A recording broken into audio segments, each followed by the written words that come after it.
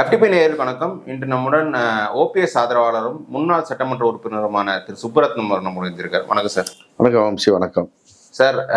தமிழ்நாட்டு அரசியலோட ஹீட் வந்து ரொம்ப பயங்கரமா இருக்கு. அது லாஸ்ட் 2 days ஓபிஎஸ் தரப்புல வந்து பல அதிரடிகள் நடந்துட்டு இருக்கு.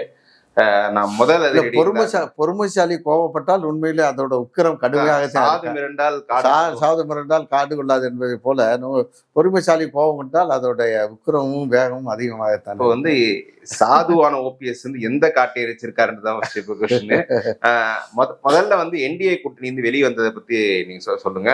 அந்த முடிவு வந்து எப்படி பாக்குறீங்க? இல்ல, அங்க அது நீங்க எல்லாம் நன்கு மூத்த பத்திரிகையாளர், நீங்க நன்கு அறிந்தது போல அம்மாவின் மறைவுக்கு பிறகு இரட்டை தலைமையாக அண்ணன் ஓபிஎஸ் அவர்கள் இபிஎஸ் அவர்கள் ஒன்றாக இணைந்த பொழுது, என்றைக்கு தேசிய ஜனநாயக கூட்டணியில் நாங்கள் இணைந்தோமோ அன்றிலிருந்து ஓபிஎஸ் அண்ணன் அவர்கள் மாறா விசுவாசத்துடன் ஒரு இரண்டு அரசியல் கட்சி தலைவர்கள், 2 அரசியல் அமைப்புகள் எப்படி உறவு கொள்ள வேண்டுமோ அதன் அடிப்படையில் தேசிய ஜனநாயக கூட்டணியில் தொடர்ந்து ஒரு உறவு பாராட்டி வந்தார். இந்த நிலையில் இபிஎஸ் அவர்கள் தான் நடந்து முடிந்த நாடாளுமன்ற தேர்தலில் அப்ரப்டா என்டிஏ கூட்டணியில் வெளியேறினார். அவர் சொன்ன காரணம் என்னன்னா, வினோதமா, நாங்கள் உங்க கூட இருந்ததுனால்தான் மைனாரிட்டிஸ் ஓட்டு கிடைக்கல, எனவே அதனால்தான் சட்டமன்ற தேர்தலில் என்ற வெற்றி வாய்ப்பு பறிபோச்சுன்னு சொல்லிட்டு வெளியேறினார். ஓகே, அந்த நிலையிலும் நாங்கள் வந்து கூட்டணியில் தொடர்ந்தோம். ஆனால் வெளியேறிய திரு இபிஎஸ் அவர்கள் அவர் கூட்டணியில மீண்டும் சேர்ப்பு வரவேற்பதில் மாற்று கருத்தே இல்லைங்க. அவரை திரு அமித்ஷா அவர்கள் சந்தித்தது மட்டுமில்லை, கூட்டணி பற்றி அறிவிப்பு கொடுத்த நேரத்தில் கூட்டணியில் இருக்கக்கூடிய ஒரு தலைவர் என்ற வகையில் கூட எங்களுக்கு அழைப்பு இல்லை. அப்பொழுதே அண்ணன் ஓபிஎஸ் அவர்கள் தன்னுடைய அதிருப்தியை வெளிப்படுத்தினார்கள். கடந்த வாரம் அதிரடியாக பிரதமர் வந்து தமிழ்நாட்டுக்கு வந்த பொழுது நேரம் ஒதுக்க கேட்டு அண்ணன் ஓபிஎஸ் அவர்கள் எழுத்துப்பூர்வமாக கேட்ட நிலையிலும் மற்ற கூட்டணி கட்சி தலைவர்களை எல்லாம் சந்தித்த திரு பிரதமர் அவர்கள் அண்ணன் ஓபிஎஸ் அவர்களை மட்டும் சந்திக்க மறுத்தது எங்களுக்கு அரசியலில் மிகப்பெரிய அவமானமாக தொண்டர்களால் பார்க்கப்பட்டது. ஓபிஎஸ் அண்ணன் கூட நேற்று பேட்டில் சொன்னார், இப்படியெல்லாம் சுயமரியாதை இழந்து ஒரு அரசியல் கட்சி பின்னால் நான் பயணிக்க வேண்டிய அவசியம் இல்லை என்ற உணர்வின் அடிப்படையிலும் பொதுமக்களில் ஏன் ஓபிஎஸ் அவரையே மதிக்க மாட்டேங்கிறாருங்களே, அவங்ககிட்ட ஏன் அவர் தொடர்ந்து போய் அவமானப்பட்டுக்கிட்டு இருக்காரு என்று பொதுமக்கள் எண்ணிய அந்த எண்ணத்திற்கும் பதில் சொல்லக்கூடிய வகையிலே ஒரு மக்களுடைய விருப்பத்தை நிறைவேற்ற ஒரு நல்ல முடிவை அண்ணன் தெளிவான முடிவை எடுத்திருக்கிறார். இன்றைக்கு தொண்டர்களாலும் தமிழ்நாட்டு மக்களாலும் ஏகோபித்த முறையில் அண்ணன் ஓபிஎஸ் அண்ணன் அவர்கள் எடுத்த இந்த முடிவு வரவேற்கப்படுகிறது. இல்ல, ஓபிஎஸ் எடுத்த இந்த முடிவு வந்து எல்லாருமே வரவேற்காங்க. இன்ஃபேக்ட் கூட்டணி விட்டு பிஜேபி அணியிலிருந்து வெளில வரும் தான் நினைச்சாங்க. பிஜேபி தொண்டர்களே வந்து ஓபிஎஸ் தான் நமக்கு நிறைய ஓட்டு கிடைச்சது போன வாட்டி, அவருக்கு உரிய மரியாதை உள்ள கிடைக்கலன்னு பிஜேபி தொண்டர்கள் நிறைய பேர் ஆதங்கப்பட்டாங்க. ஆனா நீங்க வெளில வந்த பிரச்சனை இல்லை, நீங்க வெளில வந்து எங்க போறீங்கன்றதான் அங்க பெரிய சர்ச்சையே இருக்கு. நீங்க வெளில வந்த உடனே முதலமைச்சர் ஸ்டாலினை சந்திச்சது பார்த்தீங்களா, இதுதான் சர்ச்சையே இருக்கு. ஒரு அதிமுகவின் முன்னாள் முதல்வர் திமுக முதல்வரை சந்திக்கலாமா? எங்க அரசியல் நாகரிகம் வந்து அரசியலை கடந்து அரசியல் நாகரிகம் என்று ஒன்று உண்டு தமிழ்நாட்டு அரசியல். அது பேரறிஞர் அண்ணாதான் சொல்லுவார், மாற்றான் தோட்டத்து மல்லிகைக்கு உண்டு ஒன்றில் பொலிட்டிக்கல் கல்ச்சர் என்று சொல்வார். அரசியல் நாகரிகம் என்று முதலில் அந்த பதத்தை பயன்படுத்தினார் அண்ணா. அந்த வழியில் வந்தவர் சமீபத்தில் முதல்வர் உடல்நலம் பாதிக்கப்பட்ட நிலையில் நேற்று எதிர்பாராமல் வாக்கிங் போன இடத்துல தியாசர்கள் சுற்றில் முதல்வரை பார்த்த அன்பு அண்ணன் ஓபிஎஸ் அவர்கள் அன்பு முதல்வரிடம் உடல்நலம் விசாரித்து விட்டு அவருடைய அண்ணன் இறந்ததற்காக துக்கம் விசாரிக்க வேண்டும் என்று உங்கள் இல்லம் வருகிறேன் என்று சொன்ன நேரத்தில் முதல்வர் வாருங்கள் என்று அழைப்பு விடுத்திருக்கார். இதற்கு காரணம் என்னன்னா, அண்ணன் ஓபிஎஸ் அவர்களுடைய துணைவியார் இறந்த பொழுது முதல்வர் பட்ஜெட் கூட்டத்தில் நடந்துச்சு.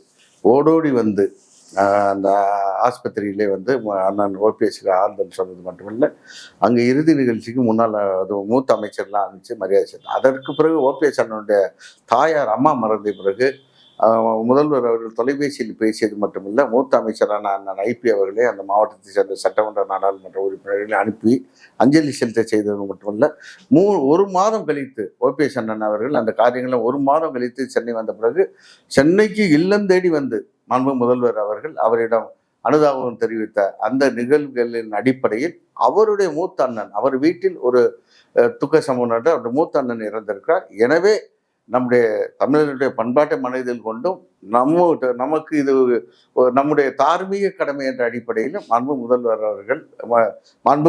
அவர்களை அண்ணன் ஓபிஎஸ் அவர்கள் அவர் இல்லம் சென்று சந்தித்து தன்னுடைய அனுதாபத்தை தெரிவித்து வந்திருக்கிறார்கள். அதனால இது வந்து வெறும் வாயில பேசினவங்க மெல்ல ஏதோ கொடுத்துட்டீங்க.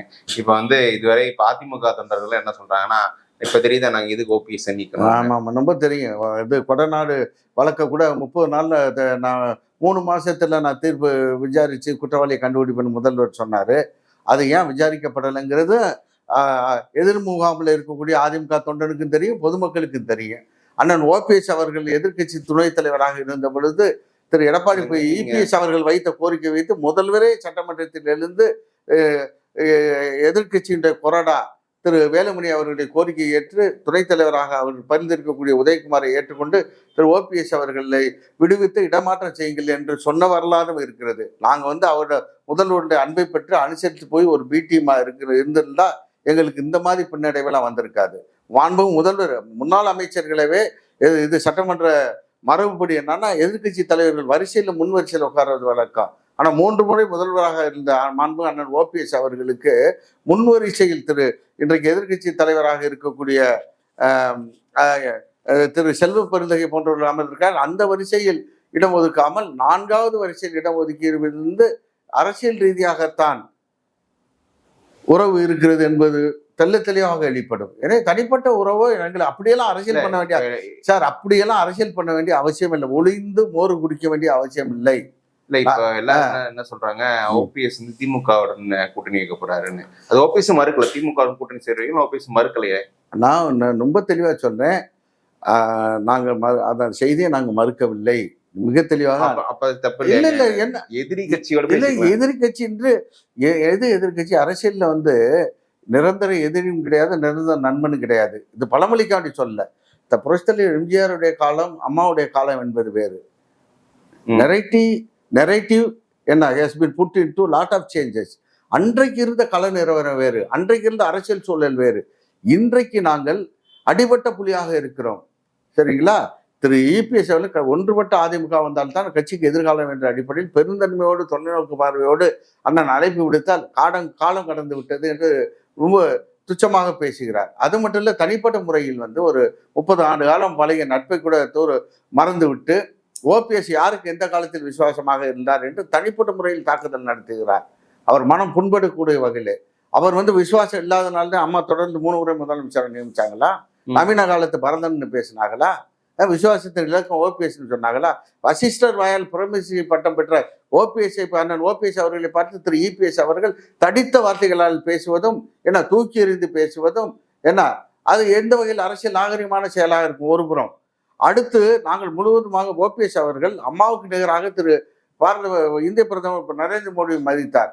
அவர் வந்து யாரோ திருப்திப்படுத்துவதற்காக மற்ற தலைவர்கள்லாம் சந்தித்து விட்டு முன்னாள் முதலமைச்சர் கூட்டணி தொடர்ந்து நிற்கக்கூடிய இன்று கூட்டணியில் இருந்த நேற்று வரை கூட்டணியில் இருந்த ஓபிஎஸ் அவர்களை சந்திக்க மறுத்தது வேண்டாம் என்று நம்மளை அவமதிக்கிறார்கள்.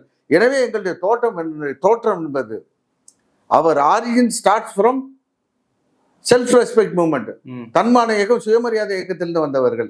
எனவே எங்களுடைய நேற்று அண்ணன் சொன்னார், என் சுயமரியாதைக்கு இழுக்கு வந்த பிறகு அது எப்பேற்பட்ட நபராக இருந்தாலும் எந்த இடமாக இருந்தாலும் அதை துச்சமாக மதித்து நான் தூக்கி எறிவேன், நான் அங்கிருந்து வெளியேறி விடுவேன் என்று நேற்றைய தினம் பேட்டி கொடுத்தார்.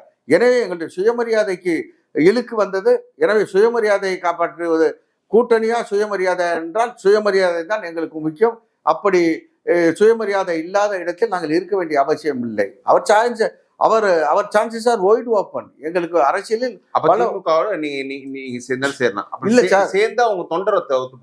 தொண்டர்கள் நீங்க விக்கிரவாண்டி இடைத்தேர்தல் நீங்க நினைச்சுக்கீங்க. திரு இபிஎஸ் அவர்கள் என்ன ரெட்டலை சின்னத்தை இன்னைக்கு தன்னகத்தை வைத்திருக்கக்கூடிய இபிஎஸ் அவர்கள் அந்த தேர்தலில் போட்டியிடவில்லை என்றால் அதிமுகவுக்கு வரக்கூடிய 36% வாக்குகள் வந்து இப்போ போலா இருக்கக்கூடாது இல்ல பதிவாக இருக்கக்கூடாது இல்ல.